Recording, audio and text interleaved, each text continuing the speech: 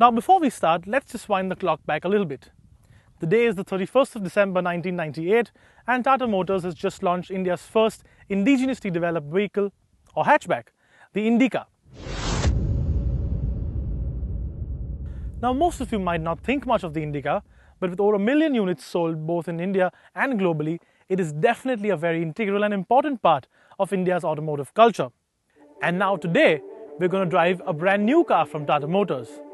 A car that will, in essence, finally replace the aging Indica. This then is the all-new Tata Zeekr.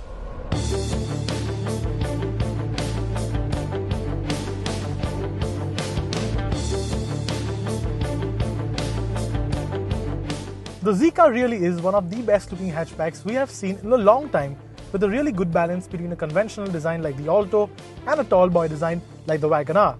The grille on this top of the line version is finished in a shade of gloss black with great little details like these hexagons that get smaller towards the edges. These pull-back headlamps that fuse with the grille do look great and again have a lot of chromed out detail in them. But what we really like is the shoulder line that goes right from the front of the car and fuses seamlessly into the C-pillar. Coming to the rear, the inbuilt spoiler with these accent pieces combined with the sporty bumper really ties the car up well, and so do these sharp tail lamps.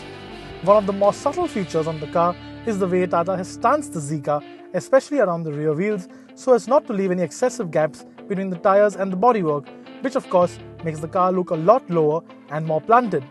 On the whole then, there's certainly a lot of design effort that has got into the Zeekr, and thankfully there's nothing on this car that reminds us of the older Indica, the way the Bolt reminds us of the Vista.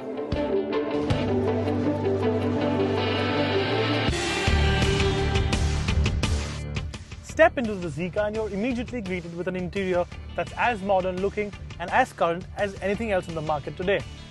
The dashboard gets this great soft touch, two-tone and uniquely textured interior, which when combined with the gloss black center control looks quite nice. Of course, as expected, you get all the gadgetry like a Bluetooth-enabled infotainment system and a USB slot. The Zeekr also gets a feature where through a Map My India app on your phone, you can display and stream navigation data straight to your central screen. The front seats are well contoured when it comes to the backrest, but could have slightly been longer as they crucially lack under-thigh support. The rear seats do have a lot of leg space, but again, due to the lack of under-thigh support, are slightly disappointing. Slightly taller passengers might also have an issue as this structure comes in the way and does compromise on headroom. The Tata Zeekr will get both petrol and diesel engines. Of course, both will be mated to a 5-speed manual gearbox with the possibility of an automatic sometime in the future. So let's talk about the petrol first. The 1.2-litre engine with 85 PS of peak power and 114 Nm of torque, the engine is not very powerful on paper, and to be honest, it isn't really powerful or quick on the road either. The bigger problem though is the amount of noise and vibrations and general roughness that the engine gives through into the cabin, which Tata Motors really does need to address immediately. Where the petrol does score some points though is the fact that it is quite rev happy and raspy, but at the end of the day, performance is nothing to write home about.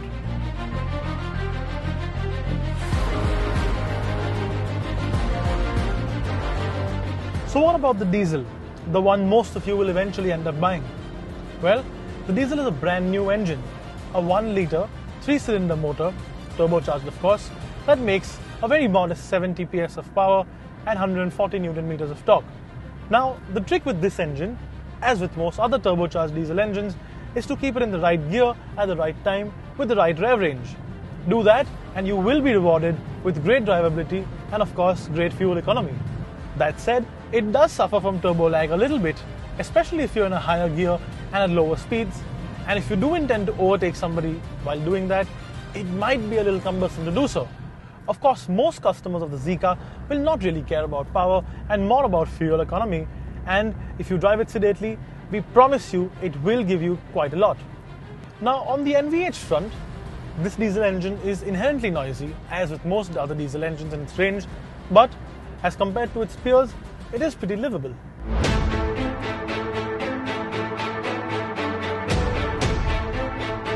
The Tata Zeekr is a big step up when it comes to handling. Now, after the slightly underwhelming engines that we spoke about earlier, it is great to know that the Zeekr handles even better than the Bolt does. There is a little bit of body roll, of course, but chuck it into a corner and the Zeekr takes it without much fuss. The Zeekr also gets electronic power steering, but unlike the one on the Bolt, this is much more responsive and definitely does not have the kind of vagueness that the Bolt does. Now, most customers who buy a car like this will never chuck it into a corner the way we do, and they don't really care much about handling either. That said, they do care about ride comfort, and luckily Tata has that covered as well. Take the Zeekr over a rough patch of road and does not really feel unsettled and takes bumps quite well. And even at higher speeds, the unsettling feeling that you got from an older Indica has sort of disappeared. All in all, the new Zeekr chassis is certainly worthy of some praise.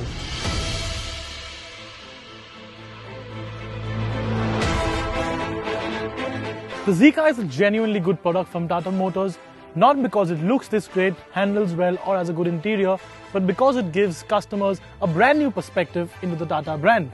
Yes, the engines do need a little more refinement and a little more power, but if the Zeekr does offer best-in-class fuel economy, we don't think the Indian customer minds slightly numb performance.